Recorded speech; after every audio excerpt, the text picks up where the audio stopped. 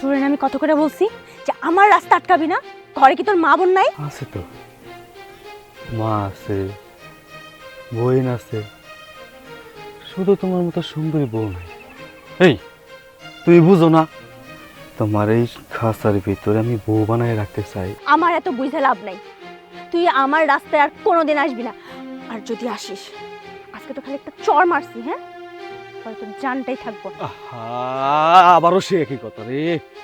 এই আমি তো চাই আমার বউ বানাইয়া আমার বাড়িতে নিতে, এটা কি তুমি বুঝো না? একদম চুপ কর, আর একটা বাড়তি কথা বলবি না।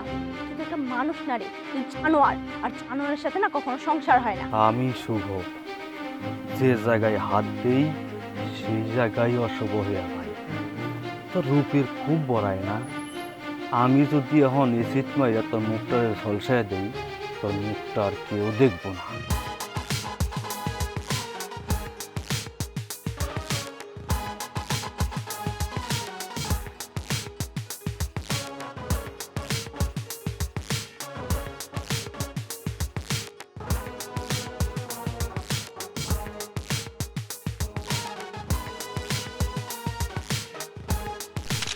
এই, তুই ভয় কারে দেখাস? হ্যাঁ, ভয় কারে দেখাস? আমি গরিবের মাইয়া, কিন্তু নিজের আত্মসম্মান বোধ আছে, বুঝছস নাই? তুই আমারে সাবধান করতেছস, আমি তোরে সাবধান করি। সাবধান হয়ে যা, নাহলে পরে তোর কি অবস্থা হবে তুই নিজেও জানোস না।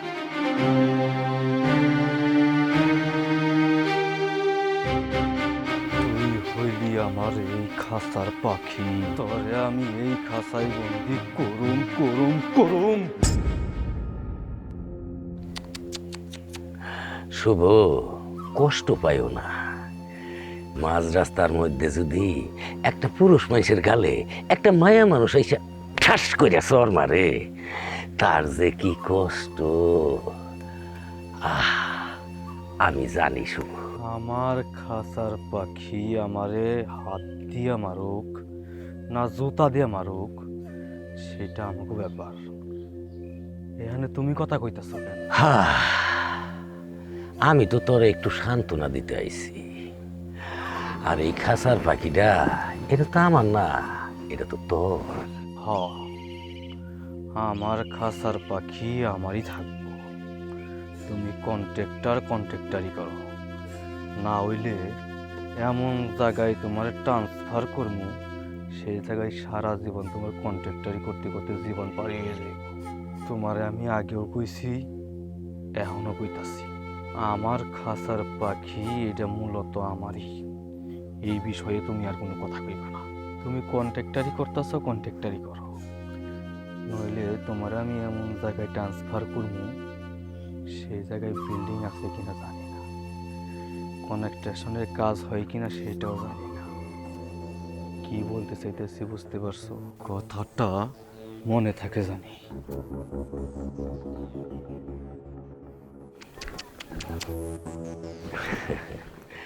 শুভ, তোর খাসাটাও ফাঁকা, আমার খাসাটাও ফাঁকা।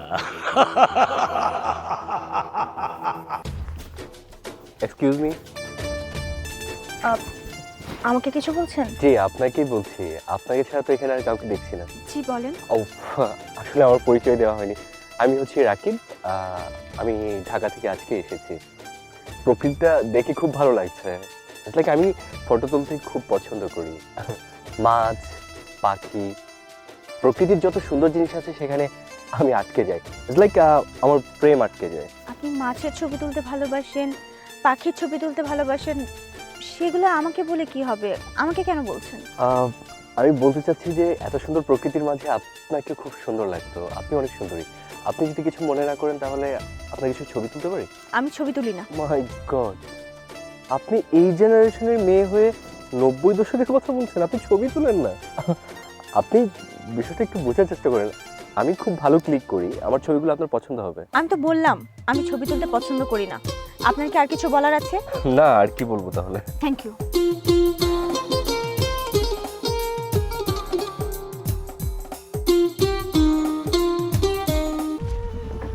আই ফকিনের বাচ্চা, কাম ফাঁকিটা ঘুমাইলে হইব? না না কন্ট্রাক্টর সাহেব, আমি ঘুমাইতেছি না, আমার মাথাটা হঠাৎ চক্কর দিয়ে উঠলো তো, তাই আমি একটু পড়ে গেছিলাম। আচ্ছা, আমি অক্ষণি কাম করতেছি। এই জন্যই কইছিলাম তোমার ওই কচি মায়াটা আমার লগে বিয়ে দাও, তাইলে আর তোমার কামও করুন লাগতো না, মাথাও চক্কর দিত না।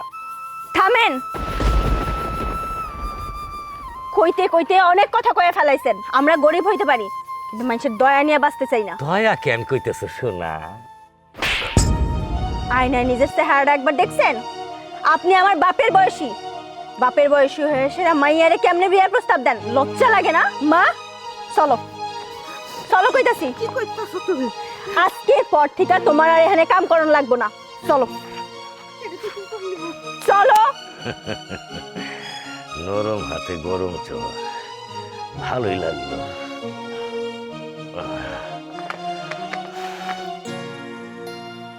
শোন শোন শোন মা, মারে তুই যে দেহে নিয়ে আইলি, কামটা তো ছুটে গেল। আমরা গরিব মানুষ, এখন আমরা খামো কি? যার কেউ নাই তার আল্লাহ আছে। তুমি এত চিন্তা করো কি লেগা? তোমার আর কাজ করতে হইব না। কাজ করবা, মানুষের কথা শুনবা, কোনো প্রয়োজন নাই। কাজ যা করার এখন তো আমি করব। মারে, আমরা তো গরিব মানুষ, এইটুক কথা তো আমাকে হোনাই লাগবো। কি লেগে শোনা লাগবো? এত মানুষের কথা কি লেগে শুনুম আমরা? এখন থেকে যদি আমরা প্রতিবাদ না করি, ওরা তো করে পায়া বইব। প্রত্যেকটা কথা প্রতিবাদ করুন লাগবো। আচ্ছা হয়েছে, তুই একটু মাথাটা ঠান্ডা কর। আরে মা, তুই না একটা কামে গেছিলি, ওই যে একটা বাচ্চারা তুই পড়াইতে চাইছিলি না, এ কামটা কি হয়েছে মা? আচ্ছা এসব কথা বাদ দাও, এখন এসব নিয়ে কথা কইতে ভালো লাগতেছে না। খিদা লাগছে, খামু। চলো। আরে এই যে দেখো।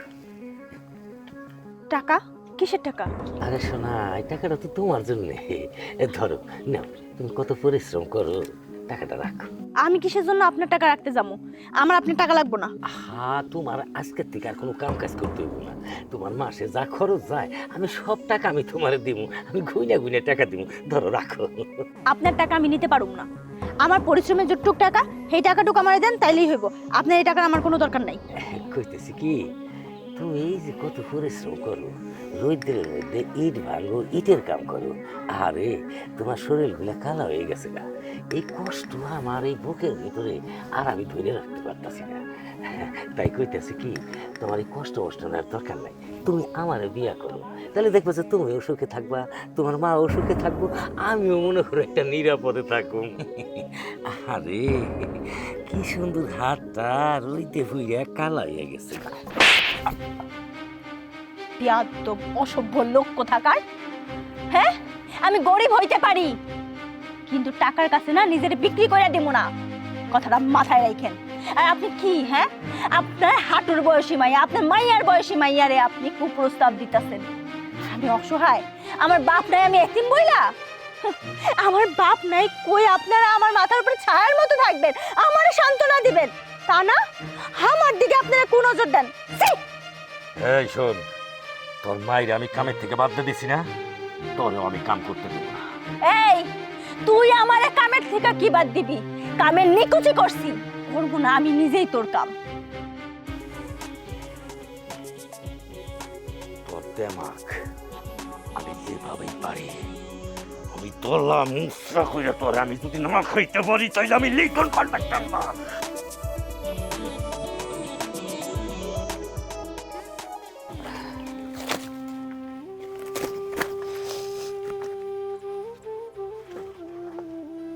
কিরে মা, সকালবেলা কই গেছিলি? কারো কিছু কইয়া গেলি না? কি হয়েছে? ইট ভাঙতে গেছিলাম। কি, তুই ইট ভাঙতে গেছস? হ্যাঁ, তুই করবি লেখাপড়া, তুই কেন যাবি ইট ভাঙতে? তুই কি আমার মতো কপাল পোড়াতে চাস? তুই একটা মানুষের মতো মানুষ হবি লেখাপড়া করে, আর তুই কি না গেছিস আমার ইট ভাঙতে? আমি তো এখনো বাচ্চা আছি নাকি? সামনে তো কি করো, যাবো না তো কি করো? আমরা গরিব, ভুলে যাও না, গরিব মানুষের লেখাপড়া করতে হয় না, এক মন ভাত খাইতে পারি না। মানুষের কাছে কামের লেগে গেলে কোন নজর দেয়? আমগো কি লেখাপড়া? এই লেখাপড়া করতে গিয়ে কত কষ্ট করতেছি, কত কষ্ট নিজে করতেছো, একটু হিসাব আছে? এরকম উষ্টালাত্থিও খাওয়া লাগবো না, এই লেখাপড়াও করা লাগবো না। আজকের পর থেকে আমি আর লেখাপড়া করুম না, গার্মেন্টসে গিয়ে কাম করুম, তাও ভালো, এক মুহূর্ত খাইতে পারো, মানুষের উষ্টালাত্থি খাইতে হইব না।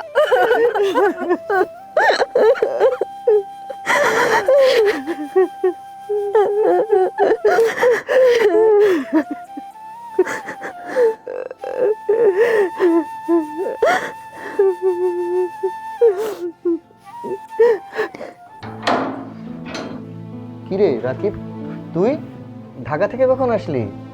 আর আসছি, তোর সাথে একটু জরুরি কথা ছিল ওই জন্য। আচ্ছা ভিতরে আয়। না না, ভিতরে যাব না, তোর সাথে একটু জরুরি কথা আছে। বুঝলাম না, মানে কি এমন জরুরি কথা যে বাইরেই বলতে হয়, ভিতরে যাওয়ার সময় নেই? আচ্ছা ঠিক আছে বল। না ওরকম তেমন কিছু না, বাট মূল বিষয়টা আসি। তোর কেজি স্কুলের পেছনে একটা বাড়ি আছে, তানহা নামের কোনো মেয়েকে চিনিস? তানহা নামের? হ্যাঁ একটা মেয়ে থাকে তো, ওই যে ওর মা হচ্ছে ইট ভাঙার কাজ করে। কেন, কি হয়েছে? অ্যাবসলিউটলি চিনতে পেরেছিস, থ্যাংক ইউ। ওর বিষয়ে একটু কথা বলতে আসছিলাম। তোর স্কুলে টিচার হিসেবে ওর নিয়োগ দেওয়া যায়? শোন, আমার স্কুলে টিচার অলরেডি ফ্লাপ, আমার পক্ষে আর একজনকে নেওয়া সম্ভব না। তাছাড়া আমার স্কুলে বেতন কত জানিস? 1000, 1200, 1500 টাকা। এখানে গ্রামের বুঝিস না, স্টুডেন্ট পাওয়া মুশকিল, বেতন তো দিতে পারবো না, আর আমার টিচার প্রয়োজন নেই। আচ্ছা বুঝলাম না, হঠাৎ তুই এই মেয়ের জন্য আমার কাছে রিকোয়েস্ট করছিস, ঘটনা কি? আজব, আমি রিকোয়ারমেন্ট করতেই পারি, অসহায় একটা মেয়ে, তার চাকরি দরকার, এই জন্য তোর কাছে রিকোয়ারমেন্ট করছি। আর তোর কি বেতন বাড়ানোর কোনো অপশন আছে? তুই একটা কাজ কর, তোর বেতনের চিন্তা করা লাগবে না, তুই জাস্ট ওকে নিয়োগ দে, তোর যে স্যালারিটা আমি দিয়ে দিই। আরে আমি নিতেই চাচ্ছি না, সেখানে তুই বেতন বাড়ানোর কথা বলছিস? মানে আমাকে একটু খুলে বল তো, ঘটনাটা কি হয়েছে? খুলে বলার তো কিছু নাই, তোরে বলছি তুই নিয়োগ দিবি, মেয়েটার যে বেতন সেটা আমি ক্যারি করব, তোর প্রবলেম থাকার তো কোনো কোনো কারণই নাই। ঠিক আছে, আমিও জানি মেয়েটা খুব অসহায় কিন্তু মেধাবী, ওকে যদি একটাবার সুযোগ দেওয়া যায় ও ভালো কিছু করবে। আর তুমি তো দাতা হাতেমতাই, মানবতার ফেরিওয়ালা, কারো দুঃখ কষ্ট দেখলে সহ্য করতে পারো না, তোর এই অভ্যাসটা আর বন্ধ করলি না। আচ্ছা ঠিক আছে, আমি কথা দিচ্ছি ওই মেয়েকে আমার স্কুলে আমি কালকে থেকে নিয়োগ দিচ্ছি। থ্যাংক ইউ সো মাচ বন্ধু। আরেকটা কথা, আরেকটা কাজ করতে হবে তোকে। কি কাজটা হচ্ছে এই যে আমি যে তোকে এত কিছু বললাম, তার নিয়োগের ব্যাপারে, তার যে স্যালারির ব্যাপারটা, এই সব কিছু তোমাকে এখানে হজম করে ফেলতে হবে, এটা তাকে বলা যাবে না। ক্লিয়ার? ঠিক আছে, তোমার সমস্যার সমাধান আমি করে দিলাম। এখন আমার বাসায় চলো, এক কাপ চা খেয়ে তারপরে বিদায় হও। না বন্ধু, আজকে যাবো না, থ্যাংক ইউ, তুই চার অফার করার জন্য। অন্য একদিন এসে কফি খেয়ে যাবো। বুঝতেই তো পারছিস ঢাকা থেকে আসছি, বাবা ওয়েট করবে। ঠিক আছে, গুড নাইট। গুড নাইট, আসি। হ্যাঁ, আল্লাহ হাফিজ।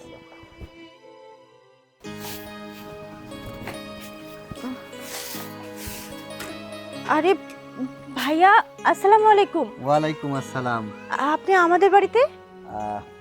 তুমি তো জানো যে আমি একটা কেজি স্কুল দিয়েছি, আমার স্কুলে একটা ভালো টিচার দরকার, সেই কারণেই তোমার কাছে আসা। শুনতে পেলাম তুমিও নাকি চাকরির জন্য খোঁজাখুঁজি করে বেড়াচ্ছ। কি বলছেন ভাইয়া, সত্যি? আমি আপনার স্কুলে বাচ্চাদেরকে পড়াতে পারবো? আচ্ছা, তোমার মাকে দেখছি না, খালাম্মা কোথায়? মা ভেতরে আছে, আমি ডাকছি। মা, মা দেখে যাও কি আসছে। আসসালামু আলাইকুম খালাম্মা। ওয়ালাইকুম আসসালাম। মানে উনি তুমি চিনতে পারো নাই? আমাদের কেজি স্কুলের প্রিন্সিপাল। আসসালামু আলাইকুম খালাম্মা। ওয়ালাইকুম আসসালাম। ভালো আছে বাবা? জি আলহামদুলিল্লাহ, আপনাদের দোয়ায় আল্লাহর রহমতে আমি ভালো আছি। জানো মা, ভাইয়াদের স্কুলে না একটা টিচার লাগবে, ভাইয়া বলছে চাকরিটা আমাকে করার জন্য। এটা তো ভালো কথা। খালাম্মা, তানহা ঠিকই বলেছে, আমার স্কুলে ওর মতো একটা মেধাবী স্টুডেন্ট যদি টিচার হিসেবে যায়, আমার বাচ্চাদের মেধাও ভালো হবে। তানহা, আমার স্কুলে কিন্তু তোমার বেতন ধরা হয়েছে 5000 টাকা, মানে এই বছর একটু কম, নতুন শুরু করেছি তো, ওই সামনের বছর আমি বেতনটা বাড়িয়ে দেবো। 5000 টাকায় চলবে তো? হবে ভাইয়া, হবে। ও আচ্ছা, তাহলে তো খুবই ভালো। আচ্ছা আরেকটা কথা, গোনা লাগবো না, এই জায়গায় 5000 টাকা আছে অ্যাডভান্স। আচ্ছা তাহলে কালকে কিন্তু দেরি করো না, বাচ্চাদের ক্লাস সকাল 9টা থেকে তোমার ডিউটি শুরু। আসি খালাম্মা, আসসালামু আলাইকুম। ওয়ালাইকুম আসসালাম। মা, যার কেউ নাই তার আল্লাহ আছে। মা, আল্লাহ আছে। আমার এখন থেকে আর পড়াশোনা বন্ধ হইব না, আমি আবার পড়াশোনা করতে পারো।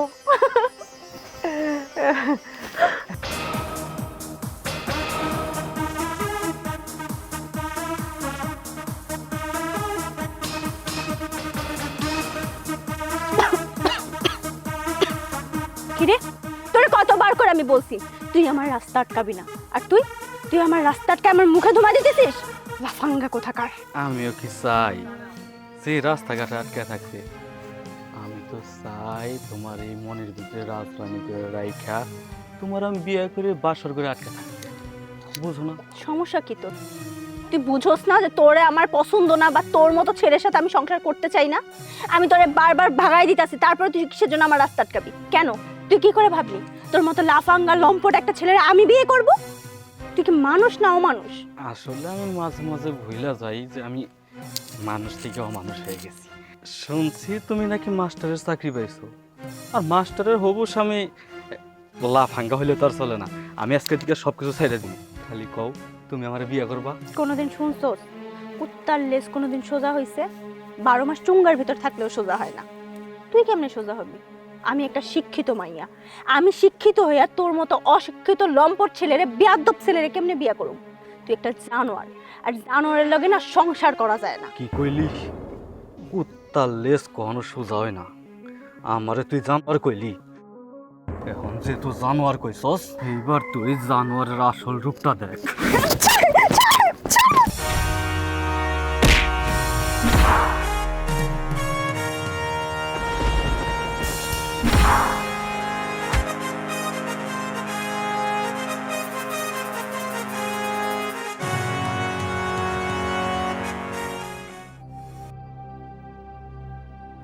আহারে, এই গালের থেকে আঘাতটা শুরু হয়েছে এই দুধের নাক পর্যন্ত।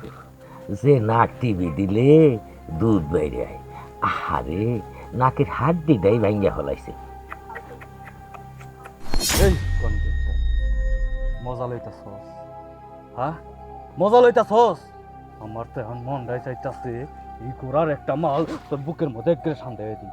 আহা, এই অবলা মানুষটারে মাইরা যদি তুমি জেলে যাও, তারপরে তো তোমার ওই পাখিটা মাইসে খাইয়া ফেলাইবে। তাই কইছিলাম কি, চলো দুইজনে মিলে পাখিটারে ভাগ বাটোয়ারা করিয়া খাইয়া লই। হ, তুই ঠিক কথা কইছস। ও যেহেতু আমার জানোয়ার কইছে, ও যদি আমার না হয় ওরে আমি কাউরে হইতে দিব না। এই তৈল পার্টনারশিপ, হাত মিলাও।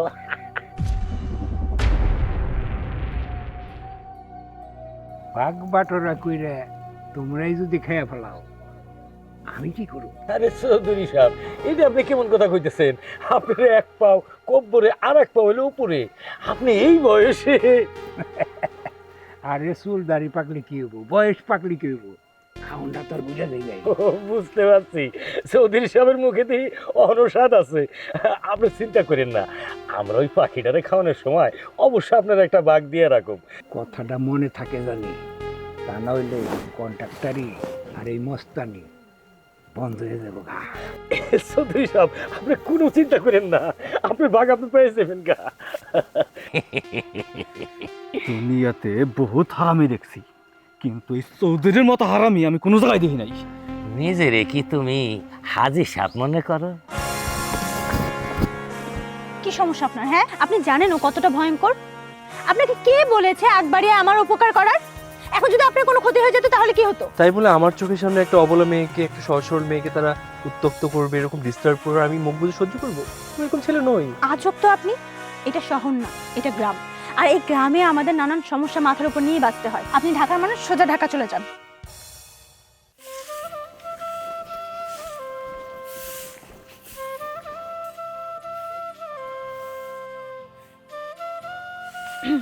কি রে মা, তোর আজকে আইতে এত দেরি হইলো কেন? আজকে একটা খুশির সংবাদ দেবো, এর লেগে আইতে দেরি হয়েছে। খুশির সংবাদ?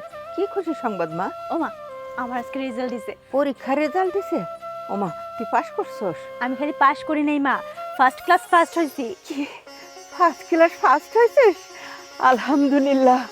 আল্লাহ, তুমি আমার মুখের দিকে তাকাইছো, আল্লাহ আমার মনোবাসনা পূর্ণ করছো। মারে, কত কষ্ট কইরা তুই খাইয়া না খাইয়া তুই পরীক্ষা দিছস, স্কুলে গেছস, কলেজে গেছস। আজকে আজকে আল্লাহ আমার মুখের দিকে তাকাইছে। আমি তোরে কইছিলাম না মা, যার কেউ নাই তার আল্লাহ আছে। মারে, আল্লাহ আল্লাহ তোর সব স্বপ্ন পূরণ করুক, আমি শুধু এই দোয়াটি করি। মা, তোমার স্বপ্ন যে পূরণ করুম, আমার মনে হয় একটা স্বপ্ন পূরণ হইব না। জানো মা, আমি না বিদেশে লেখাপড়া করার লাইগা স্কলারশিপ পাইছি। মারে, বিদেশে গিয়ে লেখাপড়া করতে তো অনেক টাকা লাগে, আমরা গরিব মানুষ, এত টাকা আমরা কই পাবো মা? এর লেগে আমার চিন্তা করছি, লেখাপড়া যদ্দূর করছি ঢাকায় কোনো ভার্সিটিতে ভর্তি হমো, আর তোমারে নিয়া ঢাকায় গিয়ে থাকুম। ঢাকায় ছোটখাটো একটা চাকরির ব্যবস্থা করে ফেলাম। হ, সেটাই ভালো হইব মা। মারে, তুই তো সারাদিন কিছু খাস নাই, চল মা ঘরে চল, সারাদিন কিছু খাস নাই, হাত মুখ ধুইয়া দুটো ভাত খেয়ে নিবি। চলো মা। চল। কি রে রাকিব, কই গেছিলি তুই? আমি কি আচ্ছা আমি কই গেছিলাম এটা বাদ দে, তুই কোথায় যাচ্ছিস? আমি একটু ওই যে তানহাদের বাড়ি যাইতেছি। তুই যে মেয়েটার আমার স্কুলে টিউশনি দিলি না, আমার কেন জানি মনে হচ্ছে সামনে মেয়েটার বিপদ। ওই যে আমাদের এলাকায় দুইটা খারাপ মানুষ আছে, একটা হলো গিয়ে মস্তান শুভ, আর একজন হচ্ছে কন্ট্রাক্টর লিটন। ওরা দুইজন চক্রান্ত করতেছে, মেয়েটার মনে হয় কোনো বড় ধরনের ক্ষতি করবে, সেটা বলার জন্যই যাইতেছি। ঠিক আছে, তুই বাড়িতে যাবি, ওইটা সমস্যা, তোর এই বিষয়গুলো বলা লাগবে না। ব্যাপার হচ্ছে কি, মেয়েটা তো বুঝোসি সহজ সরল অসহায় একটা মেয়ে না, তুই এগুলো বললে তো সে ভয় পেয়ে যেতে পারে, পরে পড়াশোনা করবে না বা তোর চাকরিটাও করতে যাবে না, একটা ভিজিভিজি হয়ে যাবে ব্যাপারটা। বলুম না মানে, তোর কথা তো বুঝলাম না। শোন, তোর ওইটা বলা লাগবে না, তুই অন্য একটা কাজ কর। অন্য একটা কাজ? কি কাজ? অন্য একটা কাজের মধ্যে হচ্ছে কি, শোন, আমি ওই বাড়ি থেকে আসলাম, আমি শুনে আসছি কি ও রেজাল্ট করছে ভালো, স্কলারশিপ পাইছে, দেশের বাইরে যাওয়া লাগবে, টাকা পয়সা লাগবে, এই জন্য মেয়েটা পড়াশোনা বাদ দিয়ে দিচ্ছে। আরে বাবা, গরিব মানুষের মায়া, স্কলারশিপ পাইলে কি বিদেশে যে লেখাপড়া করতে পারবে? পারবে না, অনেক টাকার বিষয়। শোন, ওই মেয়েটা যেহেতু মেধাবী, ভালো কোনো ইউনিভার্সিটিতে যদি চান্স পাই, তাহলে দেখবি ভালো রেজাল্ট করলে ভালো জায়গায় যাইতে পারবে। খারাপ না, এটা ভালো, কিন্তু তোমার যেটা বলছি তুমি বন্ধু ওইটা করবা। ও বিদেশে যাবে, যাবে মানে যাবে। আরে বিদেশে যাইতে অনেক টাকা লাগে না, এত টাকা পাবে কই? গরিব মানুষের মায়া। বাবারে, ওর স্পন্সরশিপে আমি হব, আমি টাকা দিব, যত টাকা লাগে আমি ব্যবস্থা করবো, ওইটা নিয়ে তোমার টেনশন করার দরকার নেই তো। এই, তুই টাকা দিবি মানে? তুই বুঝতে পারছিস কয় টাকা লাগবে? পাগল হয়ে গেছিস তুই? আমি পাগল হয়েছি, আমি যেটা করি এটা শোনো শোনো সামনে আসো। ব্যাপার হয়েছে, তুমি এখন যায়া তারে বলবা যে তোমার স্কলারশিপের জন্য যত টাকা পয়সা লাগে, এটা কোনো একটা সংস্থা তুমি একটা সুন্দর করে সাজায় নিয়ে এটা বলবা। শুধু এইটা বলবা না যে আমি তারে টাকাটা দিয়ে সহযোগিতা করতে চাচ্ছি, ঠিক আছে? হ্যাঁ, আমি শুধু বলবো না, আমার দোস্ত যে তোমার জন্য প্রেমে পাগল, রোমিও, মানে তুমি শিরি, সে ফরহাদ, তাই তো?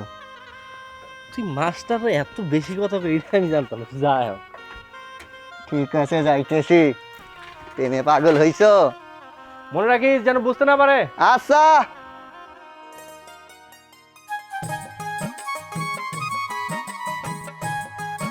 তানহা, খালা। কেডা? আসসালামু আলাইকুম। ওয়ালাইকুম আসসালাম। বাবাজি, কেমন আছো বাবাজি? আলহামদুলিল্লাহ। তানহা কই? ঘরেই আছে। আসসালামু আলাইকুম ভাইয়া, আপনি? ওয়ালাইকুম আসসালাম।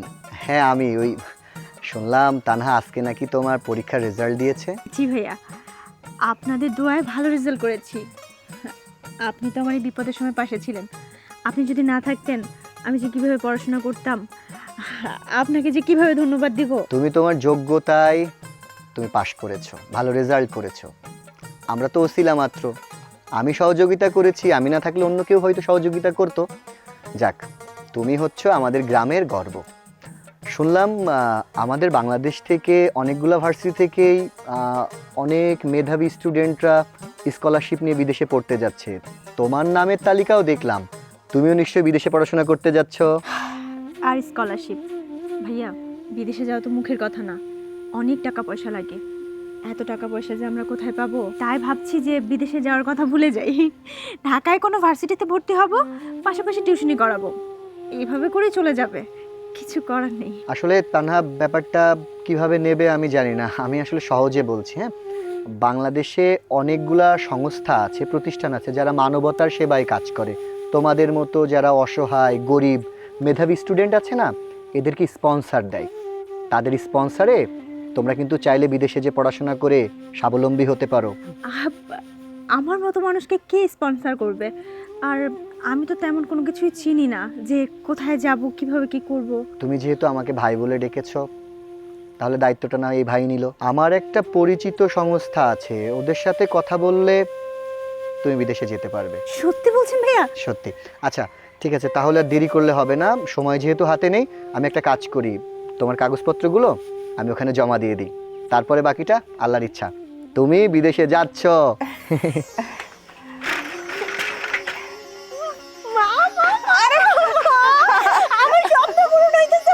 আরে পাগল মাইয়া, আমারে ছাইড়া দে, আমি পড়ে যাবো তো। পয়লা যাই মা, কিচ্ছু হবে না তোমার।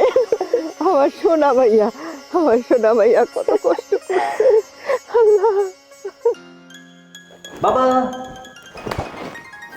আরে বাবা রাকিব, তুই এসেছিস? আরে তুই আসবি, আমাকে ফোন দিয়ে আসবি না? বাবা খবর দিয়ে আসলে কি মজাটা হতো, তুমি সারপ্রাইজ হইতা না, এই জন্য তোমাকে না জানায় চলে আসছে। কেন তুমি খুশি হও নাই? আরে ছেলে বাড়িতে আসবে, আমি বাবা হয়ে খুশি না হয়ে কি পারি? খুশি তো হতেই হবে, ছেলে আসছে, বাবা খুশি হবে না? তবে আমি এবার একটা প্ল্যান করছি বাবা, যে তোমার দেখভালের জন্য বিয়ে করে বউ রেখে দেবো। তাহলে আর কি, ঘটককে খবর দেই আমার এই রাজপুত্রের জন্য একটা রাজকন্যা হাজির করে দিই। বাবা দয়া করে তোমার ওই ঘটকদেরকে অন্তত ডাকবে না, আমি আমার পাত্রী পছন্দ করে রেখেছি। বাহ, তাহলে তো কোনো কথাই নেই, মিয়া বিবি রাজি তো কিয়া করেগা কাজী। বাবা আই এম সো টায়ার্ড, এখানে দাঁড়িয়ে কথা বলবা? চলে চলো। আচ্ছা ঠিক আছে, তুই এসেছিস, ভালো হয়েছে। চল চল চল, ঘরে চল।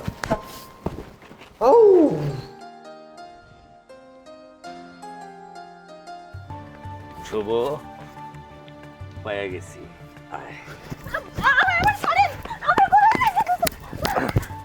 কিরে, তোর রূপের খুব দামাক তাই না? তুই আমারে রিজেক্ট করছস, আজকে আমি তোর এই রূপের উপরে এমন ছড়ি উঠামু, সব কিছু ভাগ্য একবারে তছনছ করে দিমু। আরে ও আমাকে রিজেক্ট করলে কি হইব? আমরা তোরে রিজেক্ট করি নাই, এত দেরি করে লাভ নাই, লখায়া ফেলাই। খামু খামু, রসায়া রসায়া খামু। ভাই ভাই ভাই, আমি তোমার সামনে হাত জোর করি, তোমার তো বাড়িতে বই না আছে ভাই, আমার লাগে এমন কাজ করো না। আমি তো আপনার মায়ের বয়সী, আমার লাগে এমন করেন না, আমার ছেড়ে দেন, আমি এতিম, আমি একটা অসহায় মানুষ, আমার লাগে এই কাজগুলো করেন না আপনারা। তোর তো সাইরাই দিমু, তোরে নিতে চাইব কে? হ্যাঁ, তোরে আমি বহুতবার কইছি আমার কাছে থাকার লিগা, তুই তখন আমার রিজেক্ট করে দিছস। তোর এই চেহারার অনেক দাম না, আজকে আমি তোর চেহারার ভিতরে এমন কলঙ্কের দাগ লাগাইয়া দিমু, তুই এলাকায় মুখ দেখাইতে পারবি না। এই ধর না বল, তুই পালাম।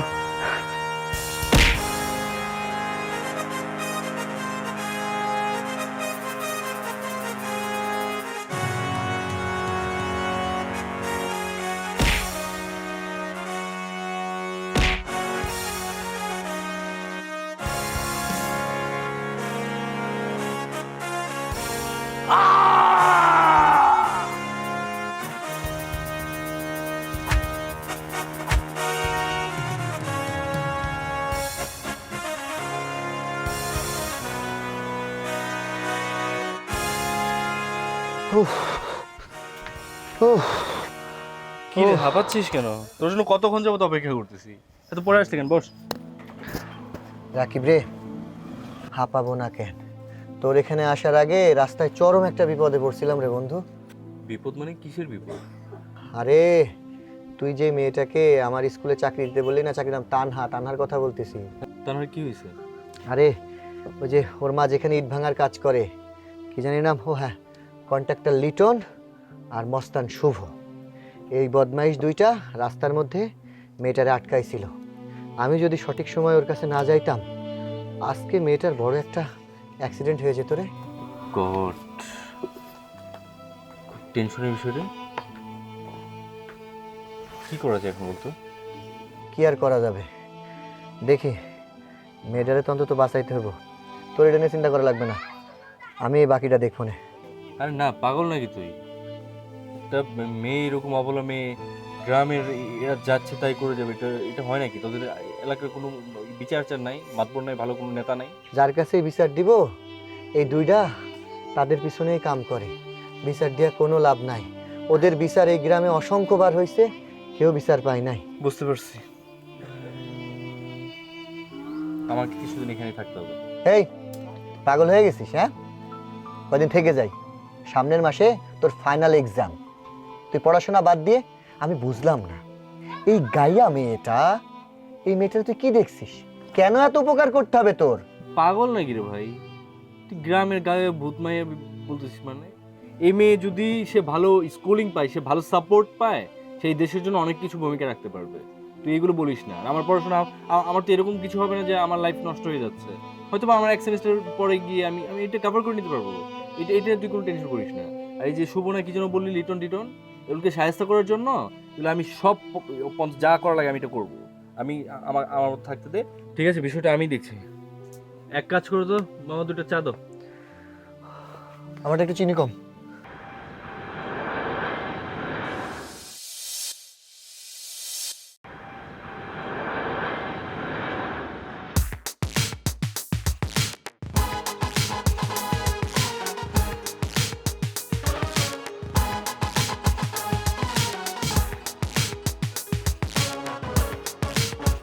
পুলিশ অফিসার, ওই যে আপনাদের আসামি, অ্যারেস্ট হিম। পুলিশ! ওরে বাবা রে!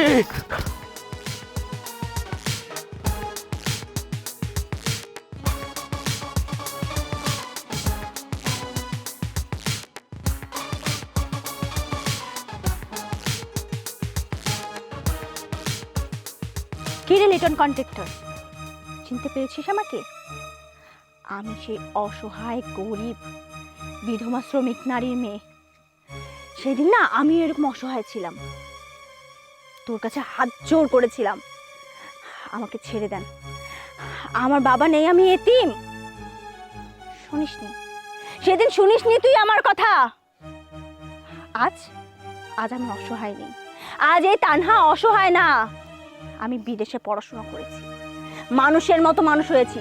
আজকে আমি বাংলাদেশের শ্রেষ্ঠ ব্যবসায়ী।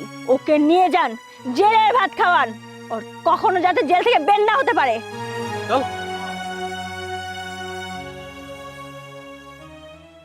চল।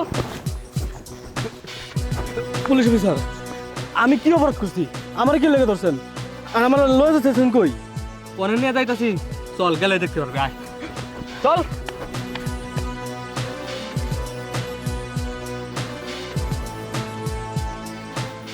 কি রে শুভ মাস্তান, তুই না সবসময় আমার রাস্তা আটকাতি, আজকে আমি তোর রাস্তা আটকেছি। তোর তো খুব শখ মেয়েদের ছিঁড়ে বিক্রে খাবি। মেয়েদের গায়ে হাত দিলে তার শাস্তি যে কতটা ভয়াবহ হতে পারে তুই জেলে গিয়ে বুঝতে পারবি। একটা অসহায় এতিম মেয়েকে কষ্ট দেওয়ার যন্ত্রণা এবার তুই বুঝতে পারবি। শুভ মাস্তান। অফিসার যান, ওকে জেলে নিয়ে যান। চল।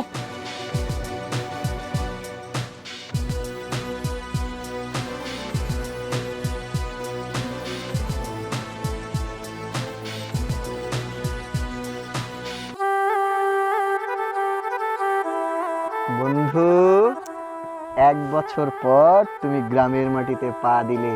এই একটা বছর গ্রামে আসনি কেন? ঘটনা কি? ডালমে কুচ কালা? আরে না, ডাল মে কুচ কালা টালা কিছুই না, ডাল ডালের মতোই আছে। তুই তো সব কিছু জানিস আমি কেন এসেছি। কি করা যায় সেটা বল। কি আর করা যাবে, এখন তানহাদের বাড়িতে তোকে নিয়ে যাব, যে বিয়ের প্রস্তাব দেব, তারপরে গ্রামের মানুষকে ঢাকঢোল পিটিয়ে দাওয়াত দিয়ে গরু জবাই করে তোমাদের বিয়ে শাদী মোবারক দিয়ে দেব। এটা হচ্ছে আমার দায়িত্ব। আচ্ছা, পাগল নাকি তুই? হুট করে 6 বছর পর কি না কি হয়ে যায়, আমি এগুলোর মধ্যে নাই। তুই অন্য কিছু থিঙ্কিং কর। আচ্ছা এক মিনিট, বাড়িতে যাবি, তুই একটা কাজ কর, আগে ওদের বাড়িতে না গিয়ে আমাদের বাড়িতে চল। আব্বুকে যেভাবেই হোক তুই ম্যানেজ কর, আব্বাকে আগে রাজি করাইতে হবে। তোর আব্বা যে রাগী মানুষ, এমনিতেই আমারে পছন্দ করে না। তারপরে তোদের বাড়িতে যাব তোর বিয়ের কথা বলতে। ঠিক আছে, সমস্যা কি? তোমাদের দুজনকে এক করতে গিয়ে যদি আমার 7 সমুদ্র 13 নদী পার হতে হয়, দোনালা বন্দুকের সামনে বুক পেতে দাঁড়াতে হয়, তবে আমি দাঁড়াবো। আমি একবার নয় শতবার মরতে পারি, শুধু তোমাদের দুজনের অমর প্রেমকে আমি অমর করে ছাড়বো। তুই অ্যাকাউন্টিং নিয়ে পড়াশোনা করতি না? তুই কবি হয়ে গেছিস পুরা। বাচ্চাদের কবিতা পড়াস?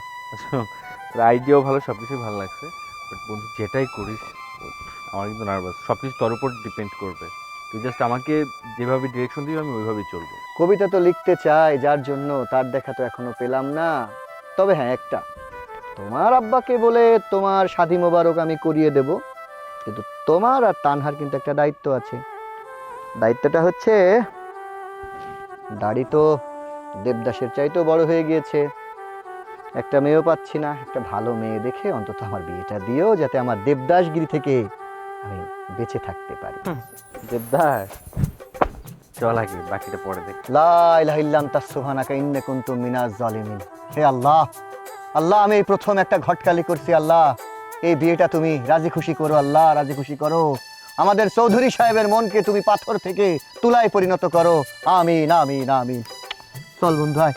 এ ব্যাচেলর মাস্টার, হ্যাঁ, আমার বাড়ি ওইদিকে না এইদিকে। ও তোর আব্বার কথা শুনে ভয়তো সব ভুলে গিয়েছি। চল বন্ধু চল। আল্লাহ জানে কি হয়। মেজাজটা কিরকম খারাপ লাগে না? কাম কুম বাদ দেখে কই গেছে? এই আপনি এই আটুমিটি বাইন্দা এগুলো সব বাইতে নেওয়ার ব্যবস্থা করেন। এই মনে ধান কাটা বাকি রয়েছে, আমি লোক পাবো বহলে এগুলো কাটার লিগে। এই লোক মুখ ঠিক করে এগুলো কাটার ব্যবস্থা করে চাচ্ছে। ভয় পাস না ভাই, তুই ডারলি কেন? ওই যে আব্বা কাজ করাইতেছে কামলাবে দিয়া। আচ্ছা ভালো তো, তাহলে কাজ করি। বাড়ির থেকে দেখ আল্লাহর কত ইশারা যে তোর আব্বারে রাস্তায় পাওয়াই দিছে। চল, শুভ কাজ, দেরি করতে নেই, এখনই কথা বলি। চল। এই পাগল, আমি যাবো না, তুই যা। তুই চাই আব্বা লই যা কথা বলো সেগুলো বল, আমি দূরে দাঁড়ায় দিচ্ছি, পরে এসে আমার জানাইস কি বলো। বেটা আমি ছেলে মানুষ, আমার সঙ্গে বিয়ের কথা বলি, যা। আমার লজ্জা করে না? মেয়ে মানুষ কও, ছেলে মানুষ না, হাতে চুরি পরে থাকা উচিত। বিয়ের সময় তার লজ্জা করে না, বোর কাছে শুয়ে। কাকা আসসালামু আলাইকুম। ওয়ালাইকুম সালাম। আরে মাস্টার, তা কেমন চলতেছে? জি কাকা, আপনাদের দোয়াই আলহামদুলিল্লাহ আমার স্কুলটা এখন অনেক ভালো চলতেছে। যাক যাক, শুই না খুব খুশি হইলাম। তা কিছু বলবা? কাকা, আমি আপনার কাছে আইছি, শুনলাম রাকিব নাকি ঢাকা থেকে গ্রামে আইছে আজকে। কাকা, রাকিবের তো লেখাপড়া শেষ, বয়স হয়ে গেছে।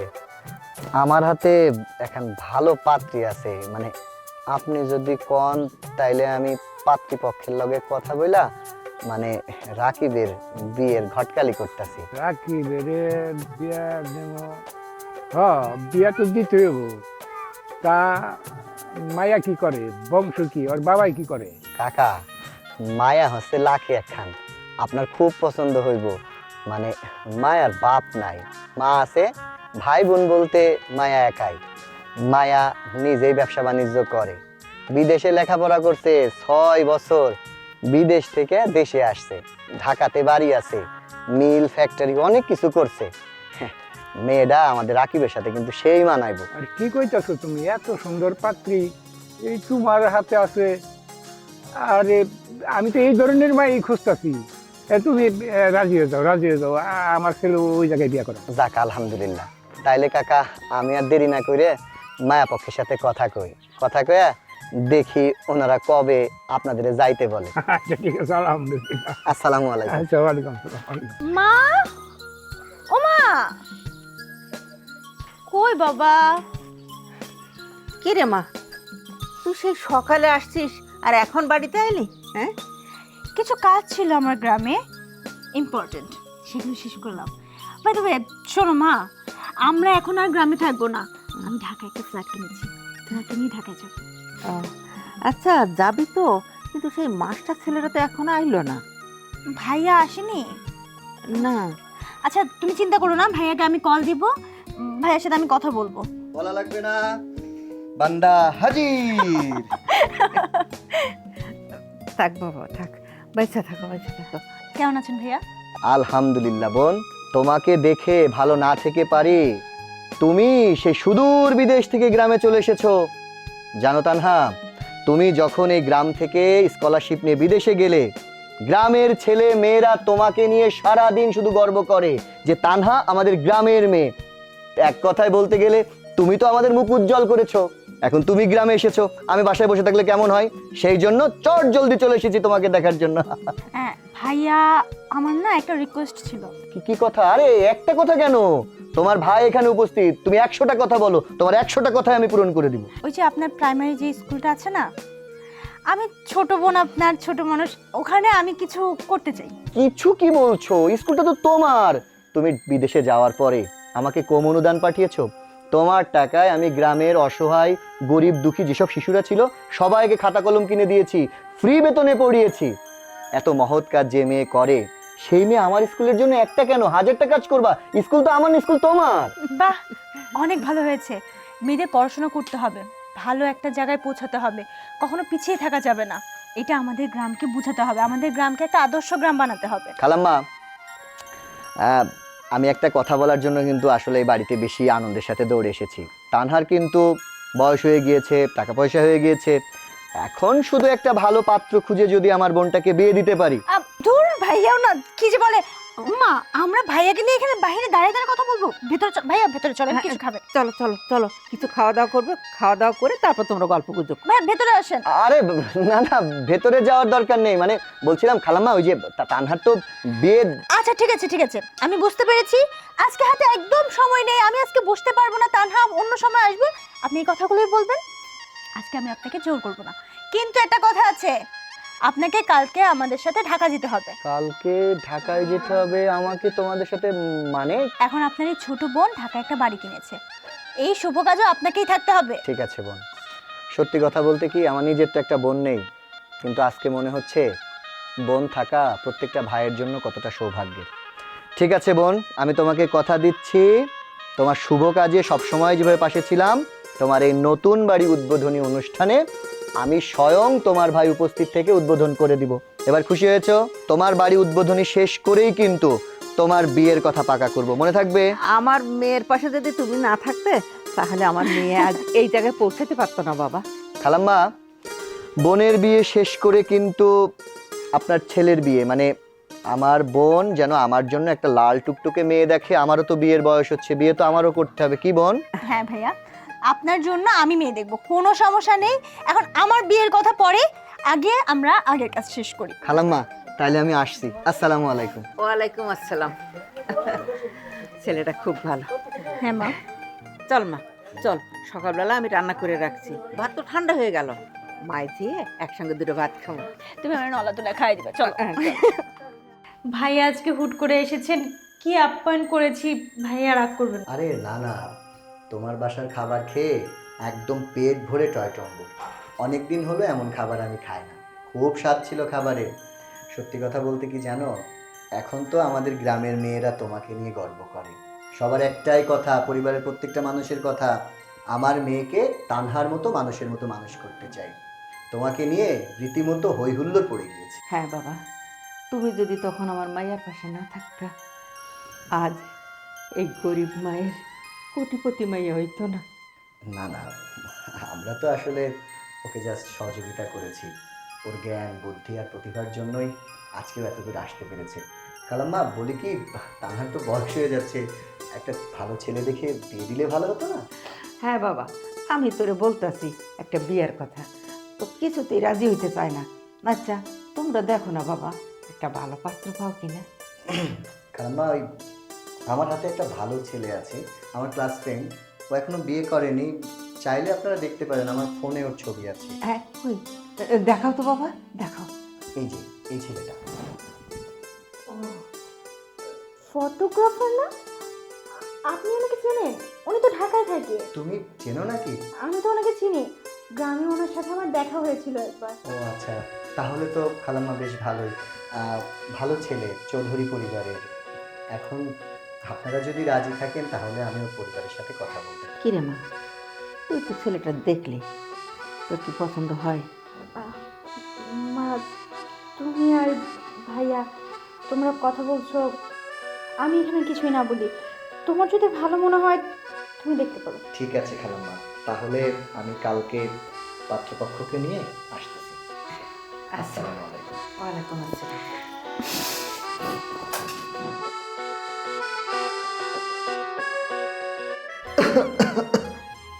খালাম্মা, আসসালামু আলাইকুম। ওয়ালাইকুম আমরা চলে আসসালাম। আসছি। আসেন কাকা আসেন।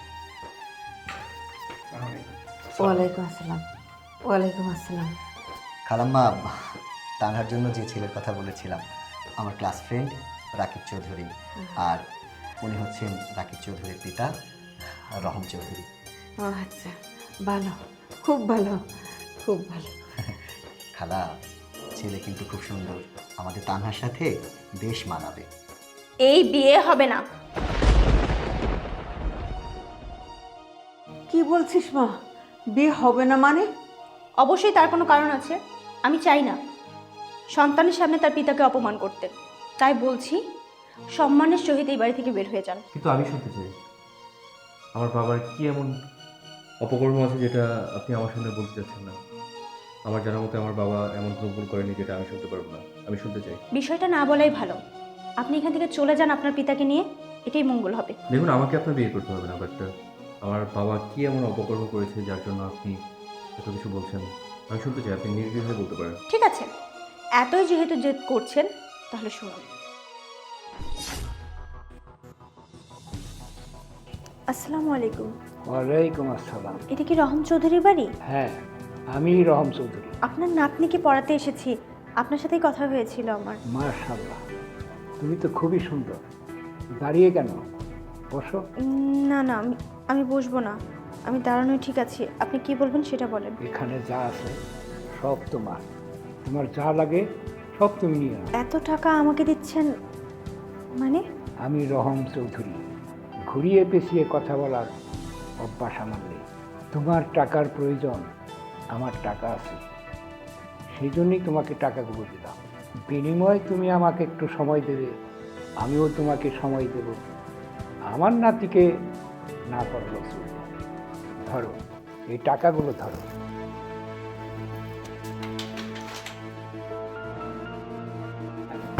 তোর এত বড় সাহস, তুই আমার মুখে টাকা ছুঁড়ে মারিস? জানিস আমি কে? টাকাটাই ছুঁড়ে মেরেছি, হাতটা এখন আপনার দিকে ছুঁড়ে মারিনি। আপনি কে সেটা খুব ভালো করে জানি। আপনি একটা অমানুষ। অমানুষ না হলে হাঁটুর বয়সী মেয়েকে কেউ এই প্রস্তাব দেয় না। আমি গরিব হতে পারি, অসহায় হতে পারি, কিন্তু টাকার বিনিময়ে না নিজের ইজ্জত বিক্রি করি না। ব্যাস, আর বলতে হবে না, আমি বুঝতে পেরেছি। তানহা, খালা, আমার মনে হচ্ছে কোথাও একটা ভুল হচ্ছে। আসলে রাকিব কিন্তু খুব ভালো ছেলে। Rommel please. না, আজকে তুই আমাকে থামাতে পারবি না, আমাকে বলতেই হবে। আর আজকে যদি আমি সত্যিটা না বলি, তাহলে ভালোবাসা বলে পৃথিবীতে কিচ্ছু থাকবে না, সব মিথ্যে হয়ে যাবে। তুই চুপচাপ এখানে দাঁড়িয়ে থাক। তা না, মনে পড়ে তোমার মা অসুস্থ হয়ে যায়, তোমার পরে শকুনেরা কুনজর দেয়, তখন তোমার লেখাপড়া বন্ধ হয়ে গিয়েছিল। এমনকি তুমি বলেছিলে গার্মেন্টসে চাকরি করবে, লেখাপড়া করার কোনো প্রয়োজন নেই।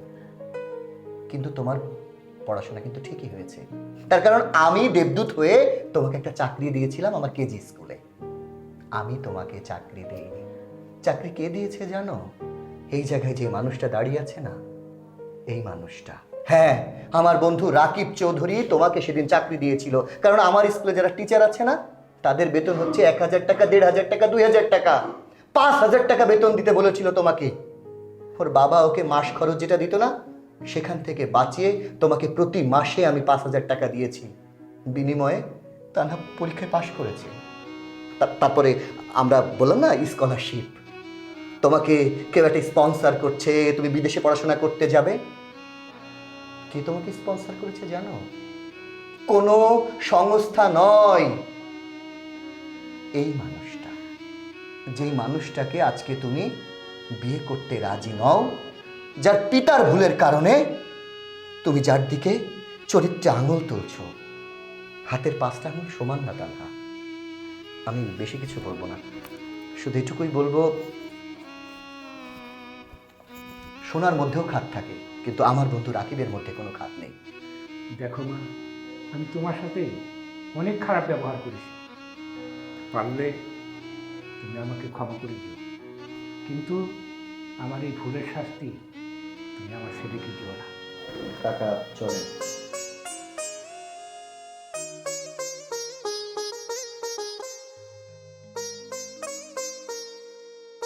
ফটোগ্রাফার?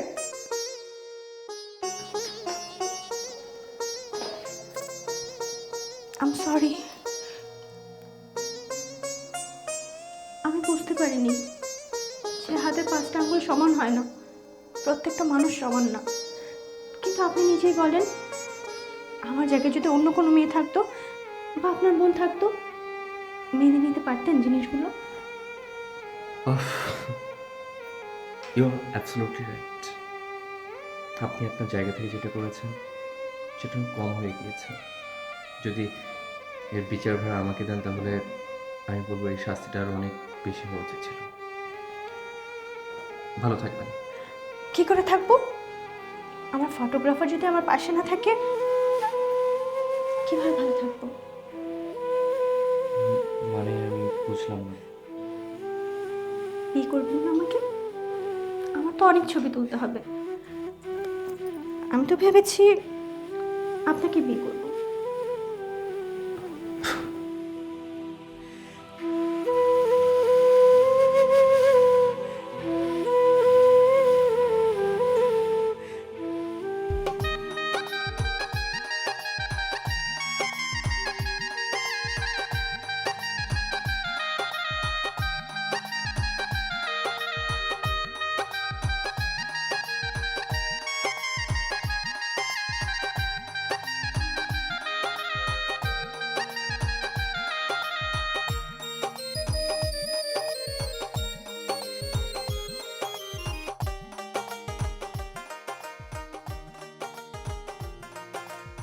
মাশাআল্লাহ, তুমি আমাকে বিয়ে করে কি সত্যিই খুশি? খুশি খুশি খুশি।